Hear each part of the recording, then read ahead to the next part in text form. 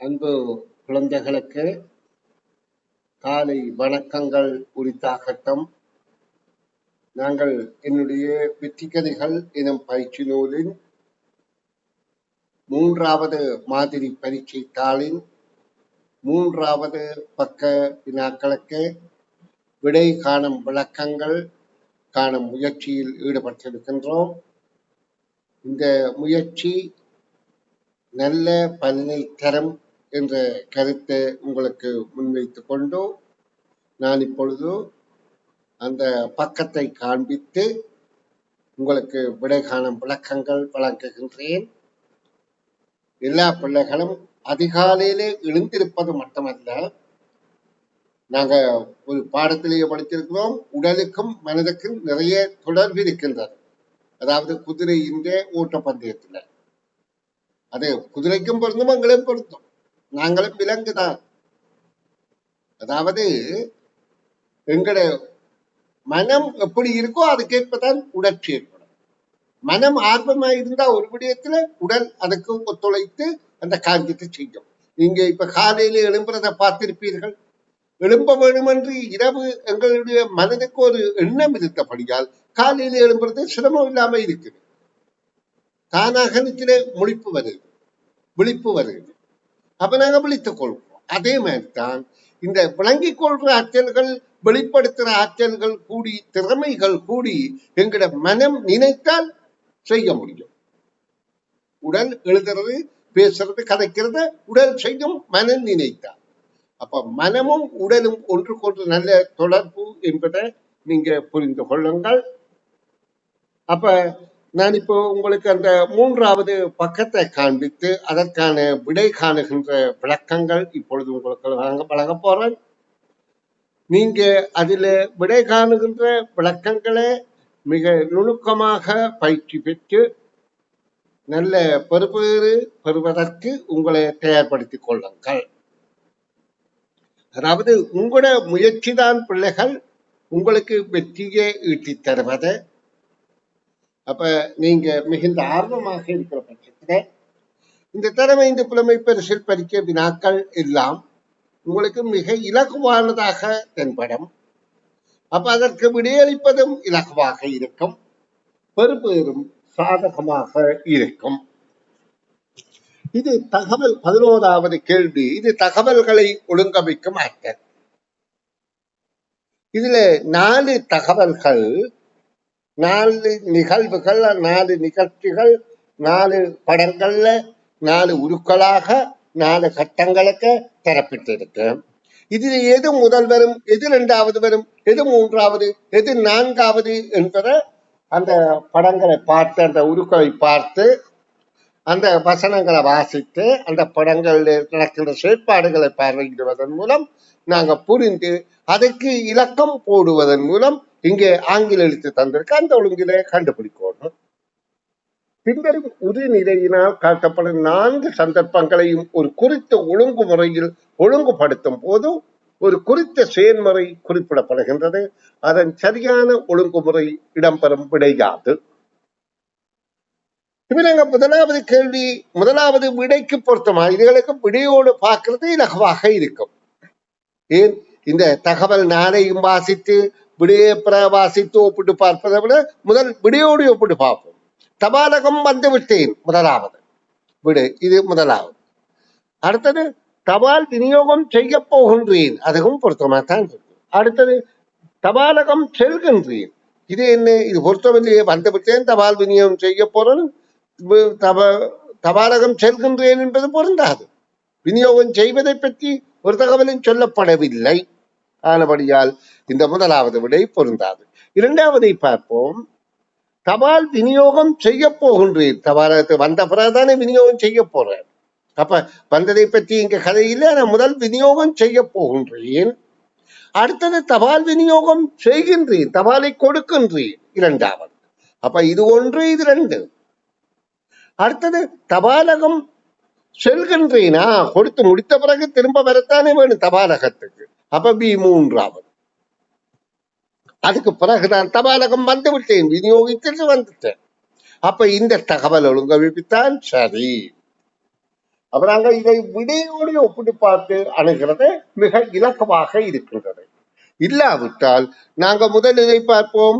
தபாலகம் பாருங்க, தபாலகம் வந்துவிட்டேன் ஒன்று, தபால் விநியோகம் செய்ய போகின்றேன் 2 ஏசி, அதைவிட ஏசி என்பது இருக்கின்றது. தபாலகம் வந்துட்டு தபால் விநியோகம் செய்ய போகின்றேன். அடுத்தது தபாலை கொடுக்கின்றேன் டி. அப்ப ஏசிடி என்ற ஒழுங்கிலே இல்லை. இப்ப இந்த பக்கத்துல திரும்பி பார்த்தா கூட ஏசிடி என்ற ஒழுங்கிலே இல்லை. அப்ப அந்த விடை பொருந்தாது. இதையும் சரிதான். தபாலகம் வந்துவிட்டேன், தபால் விநியோகம் செய்ய போறேன், தபாலை கொடுக்கின்றேன், தபாலகம் போகும் செல்கின்றேன், திரும்பி போறேன். ஆனா அந்த மாதிரி விடை இல்லையே. ஆனபடியால் நாங்க தகவல்களை மட்டும் ஒழுங்கமைக்காமல் விடைகளை வைத்து அணுகுகின்ற போது இரண்டாவது விடை பொருந்துகின்றதை கண்டு கொள்வோம். ஏனென்றால் எங்களுக்கு இருக்கிறது ஒரு குறிக்கப்பட்ட கொஞ்ச நேரம். வினாவுக்கு விடை காண்பதற்கு ஒரு சிறிய நேரத்தை தான் நாங்க விரியம் செய்யணும். நீண்ட நேரத்தை விரியம் செய்ய முடியாது. சரி, இனி அடுத்தது போவோம். ஒரு சுவரில் தொங்கவிடப்பட்டுள்ள 5 பலகைகள் கீழே காட்டப்பட்டுள்ளன. அவை எல்லாவற்றையும் பயன்படுத்தி ஒரு மிகவும் சரியான வாக்கியத்தை பெறுவதற்கு குறைந்தபட்சம் எத்தனை பலகைகளின் அமைவை மாற்றுதல் வேண்டும்? அப்ப இந்த 5 பலகையிலையும் இது ஒரு கிட்டத்தட்ட தகவல் ஒழுங்கமைப்பு தான். 5 பலகையிலையும் 5 சொற்கள் இருக்கின்றன. அந்த 5 சொற்களும் ஒழுங்கமைக்கப்படுகின்ற போது ஒரு கருத்துள்ள வாக்கியம் உருவாகும். அப்ப ஒரு வாக்கியம் என்றால் எங்களுக்கு தெரியும், பயனிலையில எங்களை பொறுத்தவரையிலே பயனிலையிலான் வாக்கியம் முடியும். அப்ப இழுவாயிலே ஆரம்பிக்கும். அப்ப இதுல பயனிலையாக இருக்கின்றது நிற்கின்றேன். அப்ப இது இறுதியில வர வேண்டியது இறுதி. அதிலே எழுவாயாக வருவது நான். அப்ப இது முதல்ல வர வேண்டியது. அப்ப நாங்க இதை ஒழுங்குபடுத்துகின்ற போது இந்த வாக்கியத்தை இதிலே நான் என்பது வரும், இதிலே நிற்கின்றேன் என்பது வரும். நல்லா கவனித்துக் கொள்ளுங்க, நிற்கின்றேன் என்பது வரும். அப்ப அதற்கிடையில நான் நான் என்பது இங்க வந்த பின்பு அடுத்ததாக வர வேண்டியது வரிசையின் என்பது இரண்டாவதாக வரும். வரிசையின் தொடக்கத்தில் இருந்து என்பது மூன்றாவதாக வரும். தொடக்கத்தில் இருந்து ஐந்தாவதாக என்பது நாலாவதாக வருகின்றது. நிற்கின்றேன் என்பது இங்க வருகின்றது. அப்ப இங்க மாற்றப்படுகின்ற இடம் மாற்றப்படுகின்ற 3 அட்டைகள் இது. முதலாவதும் மூன்றாவதும் ஐந்தாவது மட்டும்தான் மாற்றப்படுகின்றது. இரண்டாவதில் இருப்பதும் இரண்டாவதில இருக்கிறதும் நாலாவதில இருப்பதும் அப்படியே இருக்கலாம். அப்ப கேள்விக்கான விடை 3 என்பதுதான் கேள்விக்கான விடை ஆகும். இங்க பாருங்க, இந்த நிற்கின்றேன் இந்த இடத்துக்கு போகணும், இந்த நான் என்பது இங்க வரணும், நிற்கின்றேன் இறுதிக்கு, நான் முன்னுக்கு. அப்ப 2 பார்த்து விட்டோம். 3 மாற்றங்கள் இங்கே நிகழ்ந்திருக்கு. அதாவது நான், அதாவது இந்த மாறுபாடுகள் நடைபெறுகின்றது 3. இது நிற்கின்றேன் நான் தொடக்கத்தில் இருந்து. அப்ப நான் தொடக்கத்தில் இருந்து, அப்ப தொடக்கத்தில் இருந்து என்றது இங்க வரும். அப்ப இந்த 3 தான் மாறுபாடுகள் ஈடுபடு. சாரி, நான் வரிசையின் இரண்டாவது சரி, வரிசையின் தொடக்கத்திலிருந்து இங்க வரணும். இந்த இதுல நான் போன பிறகு அப்ப இது மாறாம இருக்கிறது இந்த 2. மற்ற 3 தங்கள் இடங்களை மாற்றிக்கொள்கின்றது. அப்ப கேள்விக்கான விடை 3 என்பது ஆகும். இனி நாங்கள் அடுத்த வினாவுக்கு விடை காணுகின்ற விளக்கம் தருகிறேன், கவனியுங்கள். 13, 14. 4 வகை எழுத்துக்கள் வீதம் இடம்பெறும் 3 அடைப்புகள் கீழே தரப்பட்டுள்ளது. 4 வகை எழுத்து இருக்கின்றது. நாங்க முதல் அடைப்பை பார்ப்போம். 4 வகை எழுத்து இருக்கா? 1, 2, 3, 4. அடுத்ததுல 1, 2, 3, 4. இதுல 1, 2, 3, 4. சரி, 4 வகை எழுத்துக்கள் உள்ள 3 அடைப்புகள் காணப்பட்டது. இதுல கேள்வி என்ன? ஒரு ஒன்றிலும் ஒரு ஒன்றிலும் ஒரு ரெண்டிலும் இருக்கும். ஆனால் ஒரு மூன்றில், இதான் மூன்றாவது, இல்லாத எழுத்துக்கள் எவை? அப்ப இது நாங்க கணிப்போம். கற்புலனாற்றல், கண்ணால பார்த்து சீக்கிரமா புரிஞ்சு கொள்ளணும். எல்லாம் எங்களுக்கு இருக்கிறது எக்ஸாமுக்கு. ஒரு வினாவுக்கு 40 வினாவுக்கு 1 மணி நேரம் என்று சொன்னால், எங்களுக்கு ஒரு வினாவுக்கு நாங்க 1 நிமிடத்துல விட தான் கிடைத்தோம். ஏன் திருப்பி பார்க்கணும் பரிக்கத்தால. அப்போ 1 நிமிடத்துல விட காண்றதுக்கு நாங்கள் ஒவ்வொன்றாக அணுகி தடவி கொண்டு நேரத்தை விதயம் செய்யக்கூடாது. அப்போ ஒரு வினாவுக்கு 1 நிமிடம் என்றால் 40 வினாவுக்கு 40 நிமிடம், 20 நிமிடம் அந்த பரிச்சைத்தால முன்னால பின்னால் நாங்கள் செய்ததுகளை திருப்பி பார்த்து பெர்ஃபெக்டா சரியா செய்து முடிய சந்தர்ப்பமாக அமையும். இப்ப கேட்கப்பட்டதன் படி ஒன்றிலும் ரெண்டிலும் இருக்கும், ஆனா மூன்றில் இல்லாதது. அப்ப நாங்க ஒன்றில பார்ப்போம். ஆனா இருக்கு, ஆனா வரிசை ரெண்டில இல்லை, அப்ப அது பொருந்தாது. சி இருக்குது, இதுலயும் சி இருக்கின்றது, இதுலயும் சி இருக்கின்றது, அப்ப அதுவும் பொருந்தாது. சானா இருக்கின்றது, ஆனா இதுலயும் சானா இருக்கின்றது, இங்கேயும் சானா இருக்கின்றது, அப்ப அதுவும் பொருந்தாது. ஏன் ஒன்றை பார்த்தாலே எங்களுக்கு டக்குன்னு தெரியும். இப்ப எண் என்பது இங்கே இருக்கின்றது, எண் என்பது இங்கேயும் இருக்கின்றது, ஆனா எண் என்பது இங்கே இல்லை. அப்ப இந்த விடைதான் பொருத்தமாக இருக்கின்றது. இது ஒப்பிட்டு பார்க்கிறோம்.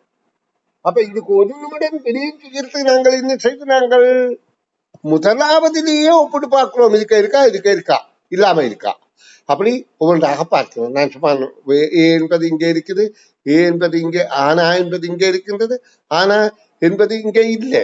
அப்ப அப்படியாக ஒப்பிட்டு பார்க்க வேண்டும். பார்த்தால் விடை பொருத்தமானது இதுவாக இருக்கின்றது. நாங்கள் 14வது வினாவுக்கு விடை காண் விளக்கத்தில் ஈடுபடுவோம். தரப்பட்டுள்ள சட்டகத்தில் உள்ள இலக்கங்களின் கூட்டுத்தொகை 7ஆக இருக்குமாறு மேலிருந்து கீழாக அல்லது இடமிருந்து வலமாக இருக்கும் சந்தர்ப்பங்களின் எண்ணிக்கையாகும். அதாவது மேலிருந்து கீழாக வரணும், 2 இலக்கங்களை கூட்டினா 7 வரணுமாம், அல்லது இடமிருந்து வலமாக வரக்கூடியத 2 சந்தர்ப்பங்கள் 2 கூட்டு கொண்ட போது 7 வரக்கூடிய சந்தர்ப்பங்கள் எத்தனை என்று கேட்கப்படுகின்றன. அப்ப நாங்க இதை கொஞ்சம் உற்று அவதானித்தால் எத்தனை 7 வரும் என்றால், இங்க பாருங்க, இடமிருந்து வலமாக இதுல 7 வரும், இது ரெண்டையும் கூட்டினாலும் 7 வரும், 7ஐயும் 0ஐ கூட்டினாலும் 7 தான். அடுத்த இடமிருந்து வலமாக 4 3 7, அடுத்தது 5 2 5 7, 5 2 7, இதுல 2 இருக்கின்றது. அப்ப மொத்தம் 5 இருக்கின்றது. இங்க பாருங்க கணக்கு, இதுல நிறையாக 1 2 3 4 5 இருக்கின்றது. அதாவது நிறையாக பரிசையாக. இனி நிரலாக பார்வையிடுவோம். நிரல் என்றால் மேலிருந்து கீழாக எத்தனை இருக்கிறது பார்ப்போம். இதுல வேற கலர் தாரன் 0ம் 7ம் சேர்ந்தால் 7, 6ம் 1ம் 7, அடுத்தது 5ம் 2ம் 7, அவ்வளவுதான் இருக்கு. அப்ப 3 இருக்கின்றது. அப்ப முதல்ல 5 நிறையாக இருந்தது, நிறையில 3 நிரல்ல இருக்கின்றது. அப்ப மொத்தம் 8 என்பதை கேள்விக்கான விடையாகும். இனி நாங்கள் அடுத்த வினாவுக்கு விடை காணும் விளக்கத்தில் ஈடுபடுவோம். இந்த பக்கத்தில் இருக்கின்ற இந்த 3 வினாக்களையும் பார்வையிடுவோம். 366 நாட்களை கொண்ட ஒரு நெட்டாண்டில் நடுநாட்கள் செவ்வாய் புதன் கிழமைகளாயின் அவ்வரிட ஆரம்ப நாளும் இறுதி நாளும் குறிக்கும் கிழமைகள் எவை? இப்ப இந்த தரவில முக்கிய விடயங்களை நாங்க உற்று நோக்கணும். 366 நாட்களை கொண்டது நெட்டாண்டு. நெட்டாண்டுல 366 நாள் இருக்கு.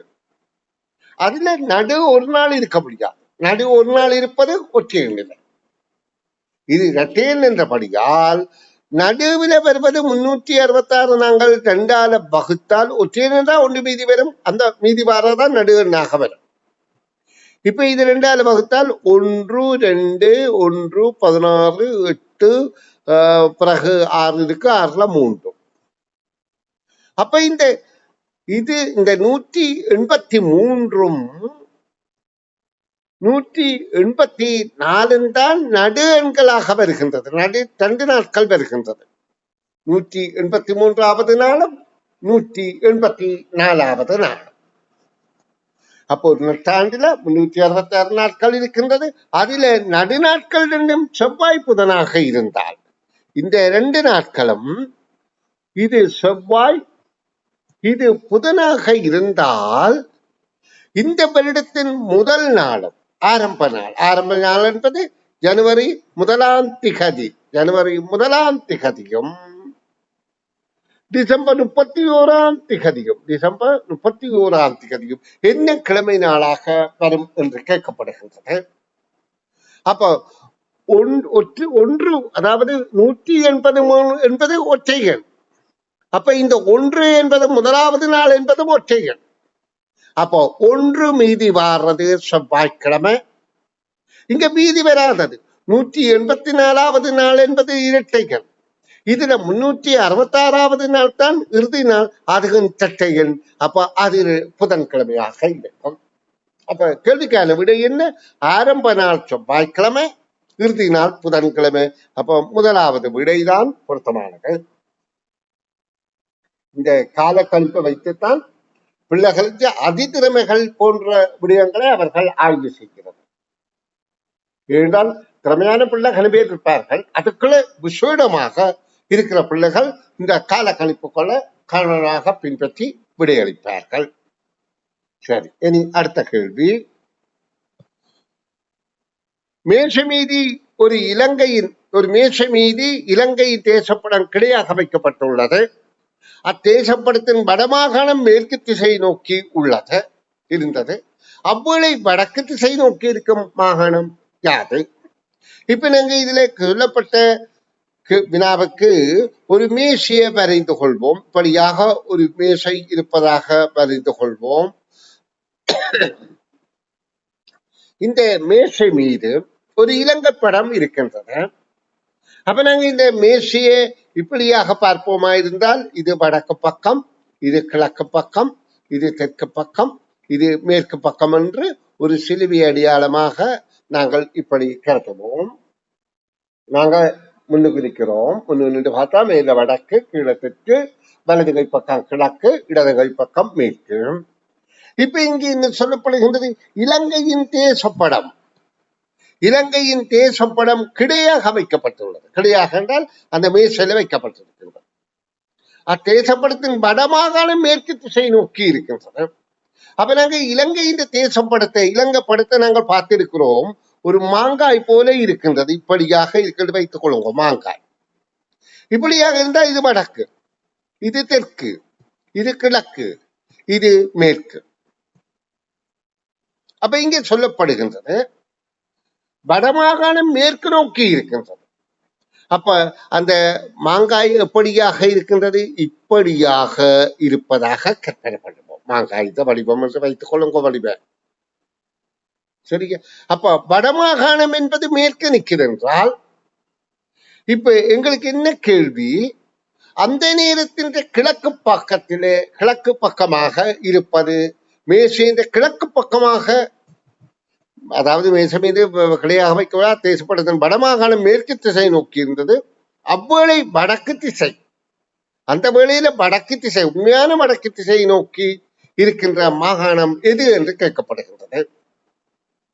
அப்ப இது வடமாகாணம் என்றால் எங்களுக்கு தெரியும், இது கிழக்கு மாகாணம், இது தெற்கு மாகாணம், இது மேற்கு மாகாணம் அமைந்திருக்கும். அப்ப வடக்கு திசையில் இருப்பது கிழக்கு மாகாணம். அப்ப கீழ் மாகாணம் என்ற விடைதான் பொருத்தமானது. இனி நாங்கள் இந்த பக்கத்தின் 17வது கேள்விக்கு விடை காணும் முயற்சியில் ஈடுபடுவோம். ஒரு தாயக்கட்டையின் 6 முகங்களின் எண்களின் கூட்டுத்தொகை 39 ஆகும். தாயக்கட்டையை எப்படி நாங்கள் வரைகிறது என்றால், இப்படியாக ஒரு சதுரத்தை கீறி போட்டு இப்படியாக கீறி இதை இணைத்து விட்டால் தாயக்கட்டை வருகின்றது. ஒரு தாயக்கட்டையின் 6 முகங்களிலும் உள்ள எண்களின் கூட்டுத்தொகை 39. அப்ப இந்த தாயக்கட்டையை நாங்க விரித்து இப்படி வைப்போமாக இருந்தால், இது 4ஆக இருந்தால், இதுல 2 முகம் இருந்தால், இதை விரித்த தோற்றம் ஆகிய அட்டக்கீதம். இந்த இதுல உள்ள எண்களின் மொத்த கூட்டுத்தொகை 39. அத்தாயக்கட்டையின் 3 ஜோடி எதிரெதிர் முகங்களின் எண்களின் கூட்டுத்தொகை சமமாக இருந்தது. இதுல 3 ஜோடி இருக்கின்றது. இதுக்கு இது எதிராக இருக்கும், இதுக்கு இது எதிராக இருக்கும், இதுக்கு இது எதிராக இருக்கும். இந்த எதிராக இருக்கிற எண்களின் கூட்டுத்தொகை சமமாக இருந்தது. அப்ப இதை 3ஆல வகுத்தால் எங்களுக்கு தெரியும், 2 பக்கம் இருக்கிற எண்களின் கூட்டுத்தொகை 13. 3 தரம் 13 39. இப்ப கேள்வி என்ன, தாயக்கடையின் 3 ஜோடி எண்களின் கூட்டுத்தொகை சமமாக இருந்தன. அவற்றில் ஒரு ஜோடி எண்களின் கூட்டுத்தொகை கூட்டுத்தொகை யாது என்று கேட்கப்படுது. அப்பதான் நாங்க கண்டுபிடிச்சிட்டோம் ஒரு ஜோடி இந்த கூட்டுத்தொகை 13. இப்ப தற்செயலாக இந்த வினாவில அந்த 6 எண்களும் அவை என்று கேட்கப்பட்டால் அது எப்படி விடகான்? 6 எண்களும் விடகாணும் என்று சொன்னால் ஒரு எண்ணை நாங்கள் எக்ஸ் என கருத வேண்டும். ஒன்றை எக்ஸ் என கருதி கொண்டு ஒரு பக்கத்தில் இருக்கிறது எக்ஸ் என்று வைத்துக் கொள்வோம். அடுத்தது எக்ஸாக 1, எக்ஸாக 2, எக்ஸாக 3, எக்ஸாக 4, எக்ஸாக 5. அப்ப 6 முகம் இருக்கு. அப்ப இதுல இருக்கின்ற கூடுதலான எண்கள் 1, 2, 3, 4, 5 கூட்டினா 15. அப்ப 39ல அந்த 15 கழிப்போமாக இருந்தால் 4 24. இந்த 24ஐயும் அந்த 6x-க்கும் வகுப்போமாக இருந்தால் ஒரு x 4. அப்ப இப்ப எங்களுக்கு விடை வருகின்றது, ஒரு x என்பது 4 என்றால் எக்ஸகம் 1 என்பது 5, 6, 7, 8, 9. இப்ப பாருங்க, 2 கூட்டினா 13, 2 கூட்டினா 13, 2 கூட்டினா 13. அப்ப இது எக்ஸ் என்பது 4ஆக இருந்தால் 4க்கு எதிராக இருக்கிறது 9 என்பது இங்க வரும். 13 சாரி நம்பர் 4 இதுவாக இருந்தால் 9 இங்க வரும். அடுத்ததாக 6 இதுவாக இருந்தால் 6ஓட 7 இங்க வரும். அப்ப 5 இதுவாக இருந்தால் 8 இங்க வரும். 13 வாரத்துக்கு. அப்ப 4, 5, 6, 7, 8, 9 சரியாக இருக்கின்றது. அப்ப இதுல கேள்விக்கான விடை 13 என்பது ஆகும்.